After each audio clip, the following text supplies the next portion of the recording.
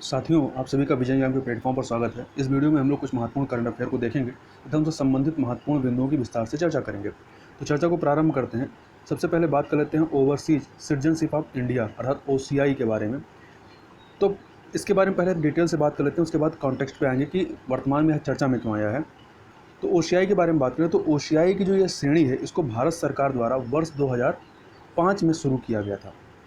अब इस किसको किसको ये ओसीआई का दर्जा मिलता है, इसके बारे में देख लें तो गृह मंत्रालय जो है वो ओसीआई के द्वारा ओसीआई एक ऐसे व्यक्ति के रूप में परिभाषित करता है जो 26 जनवरी 1950 को या उसके बाद भारत का नागरिक था या उस तारीख पर भारत का नागरिक बनने योग्य था या 15 अगस्त 1947 के बाद भारत का हिस्सा बने किसी क्षेत्र से संबंधित था या ऐसे व्यक्ति का बच्चा या पोता हो जो अन्य पात्रता मानदंडों को पूरा करता हो, मतलब जो इस चीज़ से संबंधित रहे हों और उनका बच्चा या पोता हो और वो जो अन्य मानदंड है उनको पूरा करता हो, तो ऐसे व्यक्ति जो है वो ओसीआई के परिभाषा में आएंगे। और वर्तमान में इनके साथ क्या होगा, ये भारत के नागरिक नहीं होंगे, किसी अन्य देश की इन्होंने नागरिकता ग्रहण कर चुके होंगे, तो इनको या जो ओसीआई का दर्जा है दिया जा सकता है।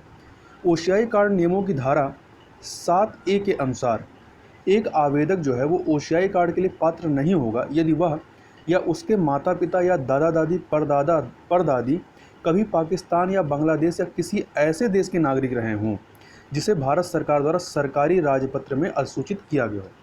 एक तो भारत और पाकिस्तान या इसके अलावा कुछ अन्य देशों को यदि सरकार नोटिफाई करती कि इस देश से संबंधित व्यक्तियों की जो पारिवारिक लोग होंगे उनको भी हम ये कार्ड नहीं देंगे, तो उनको भी इसके तहत अपात्र घोषित किया जाएगा। तथा अब प्रश्न उठता है कि यह जो ओसीआई कार्ड है, इस ओसीआई कार्ड के जो धारक होते हैं ओवरसीज सिटीजनशिप ऑफ इंडिया के, इनको लाभ क्या होता है? क्योंकि ये भारत के नागरिक होते नहीं हैं, तो इनको क्या लाभ प्राप्त होता है? तो ओसीआई जो कार्ड धारक होते हैं ये भारत में प्रवेश कर सकते हैं तथा भारत का दौरा करने के लिए इनको बहुउद्देशीय आजीवन visa multipurpose life long visa प्राप्त कर सकते हैं तथा इसके लिए इन्हें किसी विदेशी क्षेत्रीय पंजीकरण कार्यालय अर्थात एफआरआरओ के साथ पंजीकरण कराने की आवश्यकता भी नहीं होती। जबकि सामान्य दिशा में यदि कोई विदेशी व्यक्ति आता है, वीज़ा लेता है, तो उसको विदेशी क्षेत्रीय पंजीकरण कार्यालय में पंजीकरण कराने की आवश्यकता होती है। तो इस प्रकार से इन्हें आजीवन एक प्रकार से वीज़ा मिल जाता है कि ये किसी भी कार्य से भारत में आ जा सकते हैं।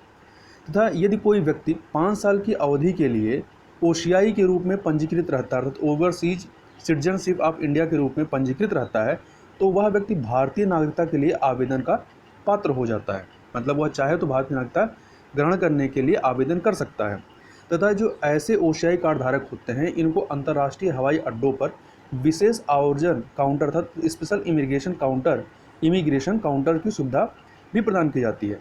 इसके अलावा इनको कुछ अन्य लाभ भी होते हैं। तो कौन कौन से लाभ हैं? तो जो ओसीआई कार्ड धारक होते हैं भारत में विशेष बैंक खाते खोल सकते हैं तथा ये जो कार्ड धारक होते हैं ये गैर कृषि संपत्ति अर्थात आवासीय या व्यावसायिक जो संपत्ति है उसे खरीद सकते हैं। किंतु यहाँ एक कंडीशन ये आया है, किंतु इन्हें कृषि योग्य भूमि, इसमें आपके खेत फार्म या किसी भी तरह की वृक्षारोपण संपत्ति शामिल है, ये इसको खरीदने का अधिकार इनके पास नहीं होता। तो इस प्रकार से कृषि योग्य भूमि खरीदने का अधिकार ओसीआई कार्ड धारक के पास नहीं होता है। इसके अलावा ये ड्राइविंग लाइसेंस एवं पैन कार्ड के लिए भी आवेदन कर सकते हैं, अर्थात इनको भारत की ड्राइविंग लाइसेंस और पैन कार्ड भी मिल सकता है। इसके अलावा एक चीज़ ध्यान रखिएगा कि ओसीआई कार्ड धारकों जो धारक होते हैं इनको मतदान का एवं सरकारी नौकरी तथा संवैधानिक पद प्राप्त करने का अधिकार नहीं होता। चूँकि ये भारत के नागरिक नहीं होते हैं इसलिए इनको ये अधिकार नहीं होता। ना ही ये मतदान कर सकते हैं, ना ही सरकारी नौकरी ग्रहण कर सकते हैं, ना ही किसी संवैधानिक पद पर अर्थात कोई मंत्री नहीं बन सकते हैं, राज्यपाल नहीं बन सकते, राष्ट्रपति नहीं बन सकते, ऐसा कोई भी ये पद प्राप्त करने के अधिकार इनको नहीं होता है। तो ये क्या क्या चीज़ें इन्हें लाभ है और क्या क्या रिस्ट्रिक्शन है, इसको याद रखिएगा ध्यान से, क्योंकि परीक्षा में पूछ सकता है कि ओसीआई कार्ड धारक को क्या क्या छूट होती है।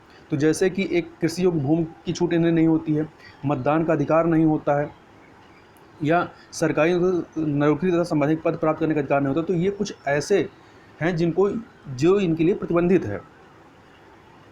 साथ ही यह भी याद रखिएगा कि यदि कोई ओसीआई कार्ड धारक भारतीय संविधान का अपमान करता हुआ पाया जाता है तो उसका ओशियाई कार्ड जो है वो रद्द किया जा सकता है। तो ये इसके ओशियाई कार्ड रद्द करने का एक कारण यह भी हो सकता है कि वह भारतीय संविधान का अपमान करे, या ओशियाई कार्ड धारक यदि इस कार्ड को बनवाने के लिए यदि वह कोई तथ्य छुपाता है या कोई जानकारी नहीं देता है, तो भी उसका जो ओशियाई कार्ड है वो रद्द किया जा सकता है। अब प्रश्न उठता है कि इनकी नागरिकता के संबंध में, चूंकि भारतीय संविधान जो है वो दोहरी नागरिकता की अनुमति नहीं देता है, इसलिए कोई भी ओशियाई कार्ड धारक जो होता है वो भारत का नागरिक नहीं होता। तो याद रखिएगा, ओशियाई कार्ड धारक जो होता है ये भारत के सिटीजन नहीं होते, इनको अधिकार भले ही कुछ मिलते हैं परंतु ये भारत के नागरिक नहीं होते हैं। तथा एक व्यक्ति जो ओशियाई कार्ड धारक के रूप में पंजीकृत है वह ओशियाई का दर्जा दिए जाने के 5 साल बाद भारतीय नागरिकता प्रदान करने या प्राप्त करने के लिए आवेदन कर सकता है। और साथ ही इसके साथ कंडीशन क्या है कि साथ ही नागरिकता के लिए आवेदन करने से पहले उस व्यक्ति को 12 महीनों के लिए भारत में निवासी होना चाहिए। मतलब जब भी वह आवेदन करेगा, अप्लाई करेगा, तो उसके पहले वह 12 महीने तक भारत में रह रहा हो। तथा अब एक शब्द और आपने सुना होगा NRI के बारे में, अर्थात अनिवासी भारतीय।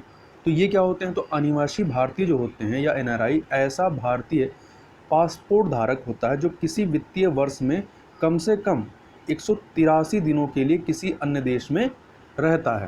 तो ये कंडीशन है, यदि कोई व्यक्ति 183 दिनों के लिए किसी अन्य देश में, किसी वित्तीय वर्ष में अन्य देश में रहता है और वह भारतीय पासपोर्ट धारक है, तो वह क्या कहलाएगा? NRI अर्थात अनिवासी भारतीय कहलाएगा। और यहाँ याद रखिएगा कि ओशियाई कार्ड धारक वाला तो भारत का नागरिक नहीं होता, परंतु जो NRI होता है यह भारत का ही नागरिक होता है, परंतु अपने कुछ कार्यों की वजह से यह क्या रहता है कि देश से बाहर रहता है। NRI को वोट देने का अधिकार होता है और सबसे महत्वपूर्ण बात यह है कि उनकी केवल वही आय भारत में कर योग्य होती है जो वे भारत में कमाते हैं। क्योंकि यदि ये पैसा कमाने के लिए बाहर गए हैं तो ये बाहर जितना पैसा कमाएंगे, अमेरिका में गए हैं तो अमेरिका में जितना पैसा कमाएंगे उस पर टैक्स भारत में नहीं लगेगा। टैक्स भारत में उसी आय पे लगेगा जो ये भारत के अंदर जो कमाते हैं उसी पे इनको टैक्स देना पड़ेगा। तो याद रखिएगा, NRI को वोट देने का अधिकार होता है, जबकि ओशियाई कार्ड धारक को वोट देने का या मतदान करने का अधिकार नहीं होता है। इसी के साथ एक शब्द और आता है PIO का। PIO मतलब क्या होता है? Person of Indian origin. Person of Indian origin या भारतीय मूल का व्यक्ति। तो इसको 2003 में प्रारंभ किया गया था।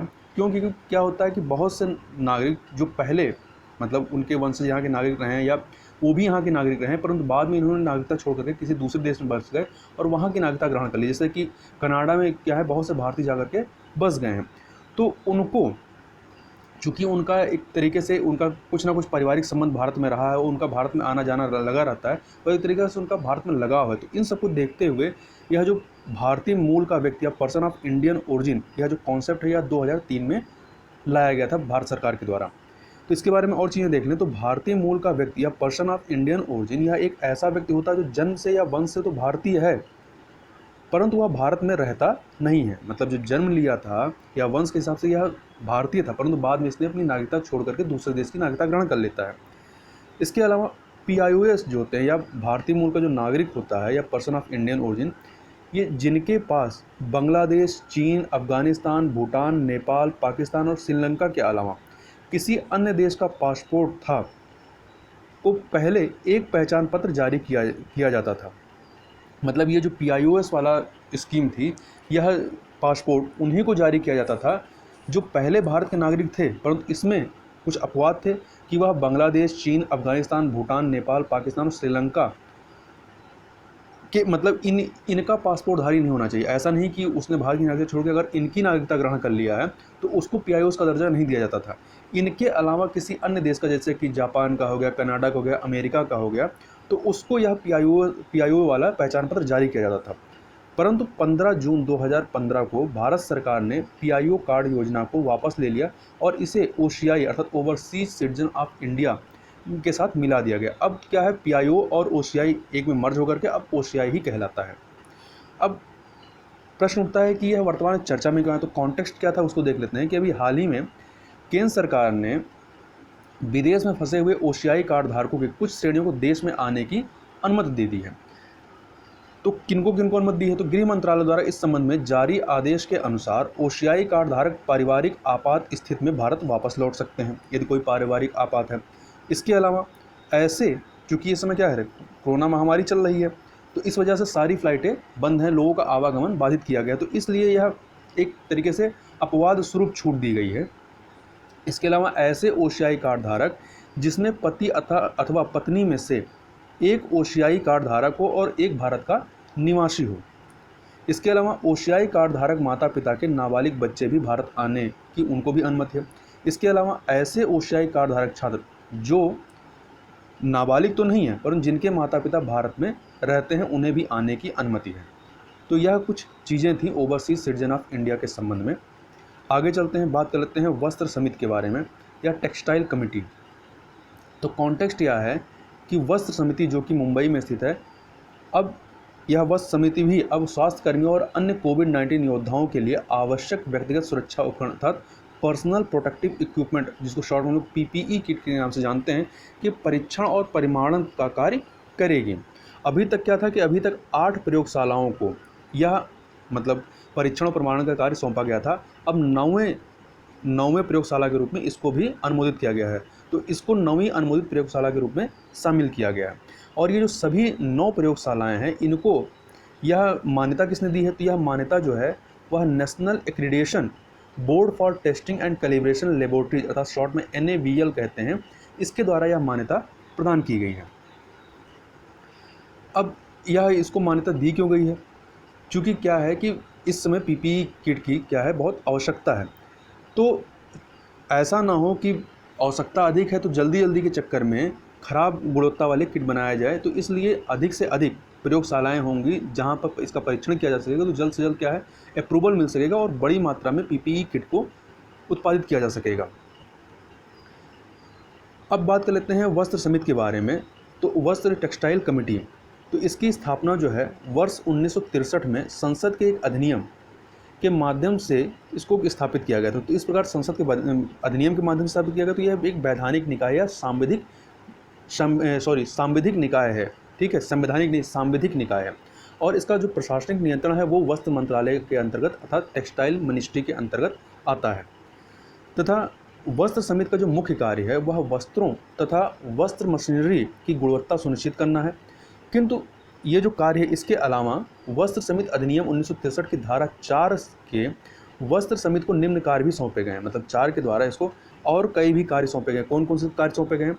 तो उनमें शामिल है आपका वैज्ञानिक प्रौद्योगिकी और आर्थिक अनुसंधान करना तथा वस्त्रों, वस्त्र मशीनरी तथा पैकिंग सामग्री के लिए मानक विनिर्देशन स्थापित करना तथा वस्त्रों तथा वस्त्र मशीनरी के परीक्षण हेतु प्रयोगशालाएं स्थापित करना तथा वस्त्रों के निर्यात को बढ़ावा देना। साथ ही विषय से संबंधित मतलब वस्त्रों से संबंधित जो विषय हैं उससे संबंधित आंकड़े जुटाना और केंद्र सरकार को वस्त्रों तथा वस्त्र मशीनरी आदि से संबंधित विषयों पर परामर्श देना इसके कार्यों में शामिल है। और यदि इसके हेडक्वार्टर की बात करें तो इसका हेडक्वार्टर कहाँ है? तो मुंबई में है। और मुंबई के अलावा 29 जगहों पर इसके उप कार्यालय भी स्थापित हैं। तथा यहाँ पर याद रखिएगा कि अभी कुछ समय पहले तक जो है यह जो व्यक्तिगत सुरक्षा उपकरण या पीपीई किट था, यह भारत में इसका बहुत बड़े स्तर पर प्रोडक्शन नहीं होता था। परंतु वर्तमान में कंडीशन क्या है कि भारत जो है दुनिया का दूसरा सबसे बड़ा निर्माता बन गया। पहले नंबर पे कौन है? चीन है और दूसरे पे भारत है। क्योंकि इस समय क्या है, कोविड-19 महामारी की वजह से पीपीई किट की काफ़ी ज़्यादा आवश्यकता है। तो इसको देखते हुए हमने अपने उत्पादन को काफ़ी ज़्यादा बड़े स्तर पर बढ़ा दिया है। क्योंकि हो क्या रहा था कि चाइना से जो हम लोग पीपीई किट मंगा रहे थे, एक तो उसकी गुणवत्ता संबंधित दिक्कतें आ रही थी और वह इस दौरान में फ़ायदा उठाने के लिए इन चीज़ों को काफ़ी महंगे दाम पर बेच रहा था। अब आगे बात कर लेते हैं गेहूं की नवीन किस्म के बारे में जिसको खोजा गया है। तो हुआ क्या है कि विज्ञान एवं प्रौद्योगिकी विभाग के एक स्वायत्त शासित संस्थान आगरकर अनुसंधान संस्थान अर्थात ARI Agarkar research institute Pune के वैज्ञानिकों द्वारा गेहूं में दो नए जीन, 2 वैकल्पिक बौने जीन जिसको इंग्लिश में कहते हैं अल्टरनेटिव डॉर्फिंग जीन्स, जिसका नाम है RH14 और RH18 की मैपिंग की गई है। तो याद रखिएगा, ये पूछा जाए कि RH14 और RH18 अभी हाल ही में चर्चा में तो क्या थे, तो ये गेहूं के जीन हैं या कह सकते हैं गेहूं की प्रजातियां हैं या किस्म हैं। अब कुछ अन्य मुख्य बिंदुओं की बात करें तो यह जीन मैपिंग होता क्या है? तो जीन मैपिंग किसी जीन के स्थान या जीनों के बीच की दूरी की पहचान करने के तरीकों का वर्णन करने का कार्य करता है। तथा यह जो नवीन मैपिंग की गई है, तो नवीन मैपिंग किए गए जीन जो हैं वो गेहूं के बीजों के बेहतर नवांकुर सीडिंग विग्योर अर्थात जो अंकुरण होता है, तो नवांकुर तथा लंबी अवधि तक कोलोप्टाइल के रूप में, अर्थात कोलोप्टाइल का मतलब हो गया कि जो नवांकुर या अंकुरण जब होता है तो नवांकुरों के खरपतवारों से रक्षा करने के में कार्य करते हैं। मतलब जब बीज जो है उसमें धीरे धीरे अंकुरण होता है तो उस समय खरपतवारों से रक्षा करने में ये जीन क्या होते हैं, उपयोगी होते हैं या इनकी रक्षा करते हैं। तथा ARI आगरकर रिसर्च इंस्टीट्यूट के वैज्ञानिकों ने शुष्क क्षेत्रों में, मतलब जहाँ पानी की कमी होती है, तो शुष्क क्षेत्रों में उगाए जाने वाले डूरम गेहूं में, जो डूरम गेहूं की प्रजाति है, डूरम गेहूं में गुणसूत्र 6A पर इन बौने जीनों की मैपिंग की है। तथा अब प्रश्न उठता है कि इनको जो खोजा गया है इसका लाभ क्या होगा। तो लाभ यह होगा कि जीनों के अंतरण के आधार पर बनाई जाने वाली गेहूं की किस्म जो है वो चावल के अवशिष्टों से युक्त एवं शुष्क मृदा में भी बुआई के लिए उपयुक्त होगी। मतलब क्या हुआ, होता है क्या है कि जैसे जब चावल की फसल होती है तो चावल की फसल कटने के बाद कि उसकी डंठल बची रहती है, तो उसकी डंठल को क्या किया जाता है, पहले जलाया जाता है। जलाने से क्या होता है, काफ़ी बड़ी मात्रा में प्रदूषण होता है, जिसकी वजह से क्या होता है, स्मॉग की समस्या दिल्ली जैसे शहरों में हो जाती है। और ये जब इसके डंठल जला देते तो उसके बाद खेत को जोत करके उसमें गेहूं की फसल लगाई जाती है। तो ये जो नया जीन है इससे क्या होगा कि ये चावल के अपशिष्टों से युक्त यदि मिट्टी है और शुष्क मृदा है, मतलब जहाँ पानी की कमी है, वहाँ के लिए भी बुआई के लिए यह जो नई किस्म होगी यह उपयुक्त होगी। तथा इन वैकल्पिक बौने जीनों का जो प्रयोग कर विकसित गेहूं की किस्म के निर्माण से चावल के फसल अवशेष को जलाने की आवश्यकता नहीं होगी, जो कि अभी हमने बताया कि अब क्या होगा कि जो फसल हमें चावल की जो डंठल होती थी उनको जलाना पड़ता था, उसको जलाने की आवश्यकता नहीं होगी। साथ ही इन गेहूं के बीजों की बुआई जो है वो अधिक गहराई तक की जा सकती है ताकि शुष्क मृदा में भी ये फसल जो है अवशिष्ट नमी को उपयोग कर सकें। क्योंकि अभी जो वर्तमान में जिस गेहूं के बीजों का इस्तेमाल करते हैं वो उन बहुत ज़मीन के बहुत अंदर तक उसको नहीं रोपा जाता है, उसको ऊपर ही रहते हैं। जबकि ये जो नया वाला है इसकी बुआई हम अधिक गहराई तक कर सकते हैं। अब जब अधिक गहराई तक करेंगे तो क्या होगा कि ऊपर की मिट्टी अगर शुष्क है तो नीचे भी यदि नमी है तो नीचे से नमी वो प्राप्त कर लेगा। तो इस प्रकार से यह शुष्क मृदा में भी यह अच्छी फसल देगा। इसके अलावा हम थोड़ा सा बात कर लेते हैं कि बौना जीन या डॉर्फिन जीन क्या होते हैं। तो बौना जीन का उपयोग जो है कई दशकों से पादप प्रजनन में किया जा रहा है, ऐसा नहीं कोई नया है, तो पहले से किया जा रहा है। तथा गेहूं और चावल की बौनी किस्मों के निर्माण से बौने जीन ने हरित क्रांति में बहुत योगदान दिया। तो जो हरित क्रांति के लिए जो गेहूं और जो चावल की किस्में थी वो क्या थी, डॉर्फिन जीन ही उसमें इस्तेमाल किया गया था। तथा उनके साथ और जो अभी वैकल्पिक बौने जीन खोजे गए हैं इनमें अंतर यह है कि जो पहले वाले जो हरित क्रांति के समय इस्तेमाल किए थे उसमें पानी की मात्रा की आवश्यकता बहुत ज़्यादा होती है और ज़मीन का भी उपजाऊ होना बहुत ज़्यादा ज़रूरी होता है। परंतु यहाँ पे क्या है, यह शुष्क मृदा में भी यह अच्छी पैदावार देता है। तो प्रारंभिक बौने जीन आधारित बीज किस्मों को अर्धबौन, मतलब जो हरित क्रांति के समय इस्तेमाल किया गया था उसे अर्धबौने जीन के रूप में भी जाना जाता है। तथा यह जो है यह अर्धबौने जो जीन होते हैं यह DNA का एक भाग होता है जिसमें आवश्यक क्षारों का अनुक्रम अर्थात बेस का सीक्वेंसिंग DNA के समान ही होता है। जब इस प्रकार के जीनों को फसलों में अंतरण किया जाता है, मतलब इस प्रकार के जीनों को फसलों में डाला जाता है तो ये फसल लंबाई में कम होते हैं। चूँकि डॉर्फिन बौने प्रजाति के होते हैं तो इनकी लंबाई कम होती है, परंतु ये उत्पादन इनमें अधिक होता है। अब बात कर लेते हैं वैकल्पिक बौना जीन की या अल्टरनेटिव डॉर्फिन जीन के बारे में। तो हरित क्रांति के बाद से एकल स्रोत आधारित जो बौने जीन की किस्मों के उपयोग से क्या हुआ था कि फसलों से कई महत्वपूर्ण जीनों का जो है क्षरण हो गया था। अतः अर्धबौने जीन आधारित फसलों के स्थान पर जो ये नवीन बौने जीन आधारित फसलों की जो किस्में हैं इनके निर्माण की दिशा में क्या है वैज्ञानिक कार्य कर रहे हैं कि जिससे कि जो जीनों का क्षरण हुआ था उस चीज़ को रोका जा सके। अब बात कर लेते हैं जेनेटिक मार्कर के बारे में। जेनेटिक मार्कर क्या होता है, तो जेनेटिक मार्कर एक गुणसूत्र पर स्थित निश्चित जीन अथवा DNA अनुक्रम अर्थात DNA सीक्वेंसिंग को बतलाने का कार्य करता है, जिसका उपयोग जो होता है वो प्रजातियों की पहचान करने के लिए किया जा सकता है। तो जेनेटिक मार्कर का प्रयोग किसमें किया जाता है, प्रजातियों की पहचान करने के लिए किया जा सकता है। आगे चलते हैं, आगे बात कर लेते हैं सुस्ता क्षेत्र विवाद के संबंध में। तो सुस्ता क्षेत्र विवाद है क्या? तो कॉन्टेक्स्ट यह है कि हाल ही में नेपाल द्वारा आधिकारिक रूप से नेपाल का नवीन मानचित्र जारी किया गया है। इस नवीन मानचित्र में उत्तराखंड के काला पानी, लिपियाधुरा और लिपिलोक को अपने संप्रभु क्षेत्र का हिस्सा मानता है। मतलब नेपाल ने इन क्षेत्रों को, जो कि उत्तराखंड के हिस्सा हैं, इनको नेपाल ने अपने क्षेत्र में प्रदर्शित किया है। तो इस पर भारतीय विदेश मंत्रालय ने इसे पूरी तरीके से कृत्रिम तथा भारत के लिए अस्वीकार्य बताया है। क्योंकि अभी हुआ क्या था, जब नवंबर 2019 में जब जम्मू कश्मीर को दोबारा लद्दाख और जम्मू कश्मीर में अलग अलग डिवाइड किया गया था, तो दोबारा से मैप जारी किया गया था। तो जो नवीन मैप जारी किया गया था उसमें काला पानी को उत्तराखंड के हिस्से में अर्थात भारतीय क्षेत्र में दिखाया गया है। अब यह सुस्ता क्षेत्र है क्या? पहले सुस्ता टेरिटोरियल के बारे में बात कर लेते हैं। तो जो यह सुस्ता क्षेत्र या सुस्ता टेरिटोरियल है, यह उत्तर प्रदेश तथा बिहार राज्यों की सीमा पर, जो पश्चिमी चंपारण जिला है बिहार का, यहाँ पश्चिमी चंपारण जिलों के पास अवस्थित सुस्ता क्षेत्र को, ये जो सुस्ता क्षेत्र, इसको भी नेपाल द्वारा अपने जो यह नवीन मानचित्र प्रदर्शित किया है इसमें शामिल किया गया, मतलब इसको अपने क्षेत्र में दिखाया गया है। नेपाल का दावा है कि भारत ने इस क्षेत्र पर अतिक्रमण कर लिया है, मतलब अभी तो ये भारत के अधिकार में है, मतलब इस पर अतिक्रमण किया गया है, तो भारत को इसको जल्द से जल्द इस अतिक्रमण को हटा लेना चाहिए, मतलब इसको नेपाल को सौंप देना चाहिए। यह जो सुस्ता क्षेत्र है, सुस्ता क्षेत्र में सुस्ता क्षेत्र बिहार में वाल्मीकि टाइगर रिजर्व की उत्तरी सीमा पर अवस्थित एक गांव है। यह जो सुस्ता क्षेत्र क्या है, यह वर्तमान में भारत का बिहार की सीमा में स्थित एक गांव है तथा यहाँ पर केंद्रीय गृह मंत्रालय के तहत अर्धसैनिक बल, सशस्त्र सीमा बल की एक इकाई के क्षेत्र में इस क्षेत्र में तैनात है तथा ये जो सुस्ता क्षेत्र है इसमें 265 से अधिक परिवार निवास करते हैं तथा ये खुद को नेपाल से संबंधित मानते हैं।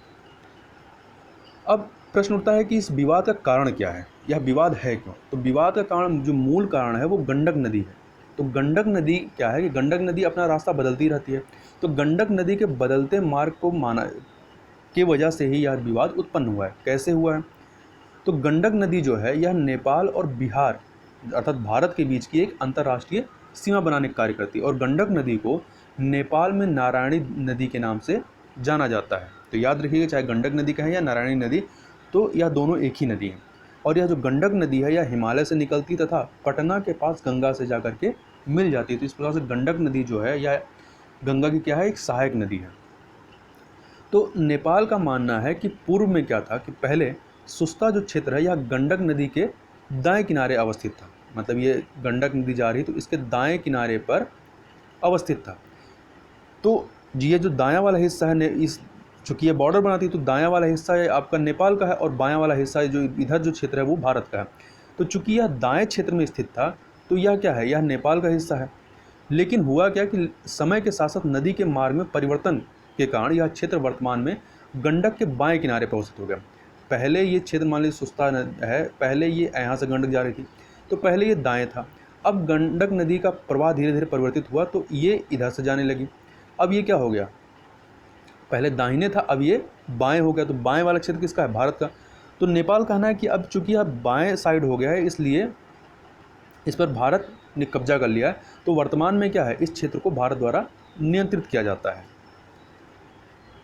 अब जो उत्तराखंड मतलब भारत और नेपाल सीमा पर जो उत्तराखंड वाले क्षेत्र में जो विवाद है उस विवाद को भी देख लेते हैं। तो नेपाल के विदेश मंत्रालय के अनुसार सुंगोली संधि जो होती है आपकी, यह संधि होती है वर्ष 1816 में। सुंगोली संधि या संगौली संधि कहते हैं, दोनों नाम से जानते हैं, संगौली संधि या सुंगोली संधि जो भी कह लिए, ये वर्ष 1816 में हुआ था। अब ये हुआ कब था, तो ये प्रथम आंग्ल नेपाल युद्ध जो आपका 1814-16 के मध्य होता है, तो इसमें इस युद्ध का समापन जो है ये संगौली की संधि से 1816 में हुआ था, जिसमें कि अंग्रेजों की जीत हुई थी। और यह इस समय जो गवर्नर जनरल कौन था, लॉर्ड हेस्टिंग था। तो संगौली की संधि जो कि 1816 में हुई थी, इसके तहत काली नदी, काली या जिसको महाकाली के नाम से जानते हैं, तो इस नदी के पूर्व के सभी क्षेत्र, मतलब ये नदी जा रही है तो इसके पूर्व के सभी क्षेत्र जिनमें लिम्पियाथुरा, काला पानी और लिपुलेख शामिल है, ये नेपाल का अभिन्न अंग है। भारत के अनुसार, जो भारत दावा है, भारत के अनुसार यह क्षेत्र उत्तराखंड के पिथौरागढ़ जिले का हिस्सा है, जबकि नेपाल जो है इस क्षेत्र को धारचूला जिले, जो कि नेपाल का जिला है, तो धारचूला जिले का हिस्सा मानता है। तो इस वजह से इसको लेकर के विवाद है। अब अंतर्राष्ट्रीय कानून क्या कहता है? तो अंतर्राष्ट्रीय कानूनों के अनुसार किसी नदी के मार्ग में यदि परिवर्तन होता है तो अंतर्राष्ट्रीय सीमा का निर्धारण जो है नदी के मार्ग में बदलाव के स्वरूप के आधार पर किया जाता है। अर्थात नदी मार्ग में यदि आकस्मिक बदलाव होता है तो अंतर्राष्ट्रीय सीमा अपरिवर्तित रहेगी। मतलब जो सीमा पहले थी, यदि आकस्मिक परिवर्तन हो रहा है तो कोई दिक्कत नहीं, वो जो पहले सीमा थी वही मानी जाएगी। परंतु यदि नदी मार्ग में बदलाव धीरे धीरे होता है या क्रिएशन होता है तो सीमा उसके अनुसार परिवर्तित हो जाएगी। मतलब धीरे धीरे अगर बदल के, मान लीजिए सिस्ता क्षेत्र पहले ये गंडक के दाहिने था, अब ये धीरे धीरे नदी धीरे धीरे करके ये इसका प्रवाह क्षेत्र बदलता और ये बाएं हो जाती, तो ये क्षेत्र किसके अंदर आ जाएगा? भारत के अंतर्गत आ जाएगा। तो इन चीज़ों को याद रखिएगा।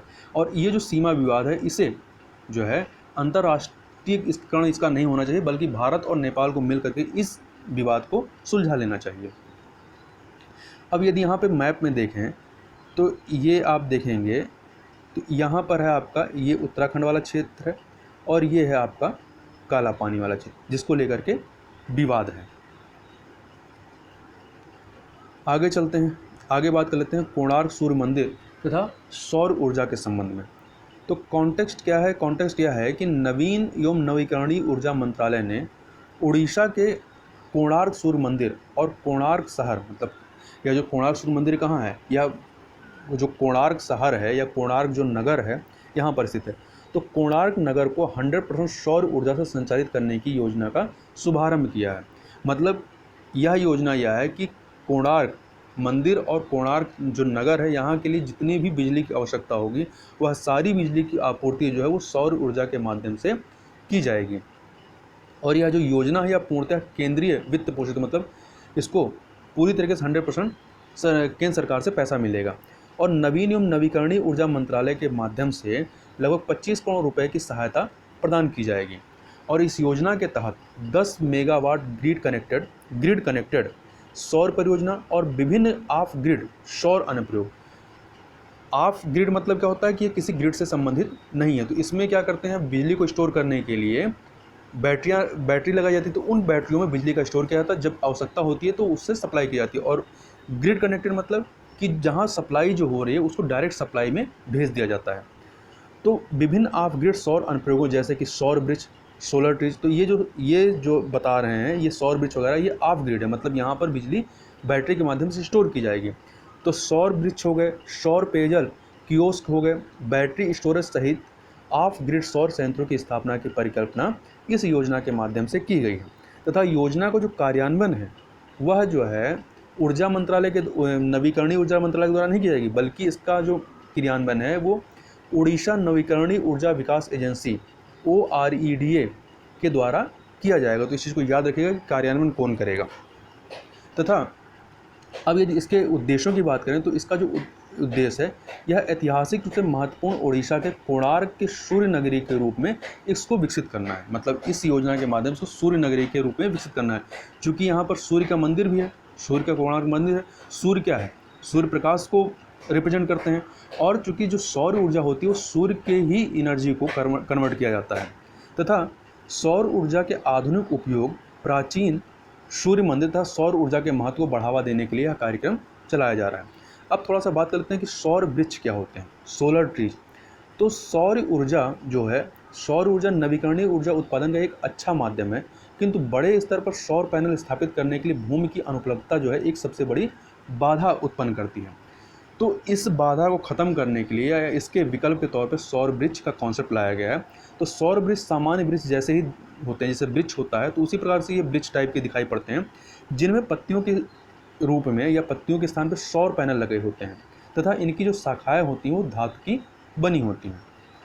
तथा ये जो सौर वृक्ष होते हैं, ये सौर वृक्ष सामान्य सौर ऊर्जा संयंत्रों के सापेक्ष देखा जाए तो 100 गुना कम स्थान घेरता है। मतलब जितना कोई सौर ऊर्जा संयंत्र लगाएंगे जितने दूरी में, उससे एक सौर वृक्ष जो है उससे 100 गुना कम ही स्पेस लेता है। किंतु इन संयंत्रों से उत्पादित मात्रा जो ऊर्जा उत्पादित होती है वो उतने ही जो सौर ऊर्जा संयंत्र लगाएं उतने ही ऊर्जा के उत्पादन के बराबर ही होता है। उदाहरण के तौर पर पश्चिम बंगाल के दुर्गापुर में केंद्रीय यांत्रिक अभियांत्रिकी अनुसंधान संस्थान CMERI ने सौर वृक्ष का निर्माण किया है। यह जो सौर वृक्ष है यह 4 वर्ग फीट स्थान घेरता है तथा 3 किलोवाट ऊर्जा का उत्पादन करने की क्षमता है इसकी। अब थोड़ा सा बात कर लेते हैं कोणार्क सूर्य मंदिर के संबंध में। तो कोणार्क सूर्य मंदिर जो है यह उड़ीसा के पुरी जिले में है और बंगाल की खाड़ी के तट पर स्थित है। और इसका निर्माण 13वीं शताब्दी में गंग वंश के शासक नरसिंह देव प्रथम ने करवाया था। और किस शैली में? तो उड़ीसा शैली में इसका निर्माण कराया गया, जो कि नागर शैली का ही एक रूप है। और यह भगवान सूर्य के रथ का एक विशाल प्रतिरूप के रूप में यह मंदिर बनाया गया है। और इसमें रथ के 24 पहियों को प्रतीकात्मक डिजाइन से सजाया गया है। 24 पहिए मतलब 24 घंटे को रिप्रेजेंट करते हैं तथा 7 घोड़ों द्वारा इस रथ को खींचते हुए दर्शाया गया है। 7 घोड़े सप्ताह के 7 दिन, या जो श्वेत प्रकाश होता है जब वो स्कैटर्ड होता है तो 7 कलर में स्कैटर्ड होता है, तो उसको ये दर्शाता है। इसके अलावा यह जो सूर्य का कोणार्क सूर्य मंदिर है, इसको यूनेस्को ने वर्ष 1984 में विश्व धरोहर स्थल घोषित किया था। और भारतीय पुरातत्व सर्वेक्षण अर्थात archaeological survey of India ASI जो है इस मंदिर का वर्तमान में संरक्षक है। इसके अलावा कुछ अन्य चीज़ें याद रखिएगा कि कोणार्क का जो सूर्य मंदिर है इसे ब्लैक पैगोडा भी कहते हैं। इसके अलावा यदि देखें कि और कहाँ पे सूर्य मंदिर है, तो उत्तराखंड के अल्मोड़ा में कटरामल सूर्य मंदिर है, तो यह भी एक सूर्य मंदिर है। इसके अलावा मोढेरा का सूर्य मंदिर है, तो यह कहाँ पर है? यह गुजरात के मेहसाना जिले के मोढेरा गांव में स्थित है और यह पुष्पावती नदी के किनारे है। और ये जो मोढेरा सूर्य मंदिर है इसका निर्माण सोलंकी वंश के राजा भीमदेव प्रथम ने 1026-27 में करवाया था और इसका निर्माण सोलंकी शैली में कराया गया है। तो इस प्रकार से हमने कुछ महत्वपूर्ण करंट अफेयर को यहाँ पर देखा। तो इस वीडियो में बस इतना ही। मिलते हैं नेक्स्ट वीडियो में, तब तक के लिए बहुत बहुत धन्यवाद।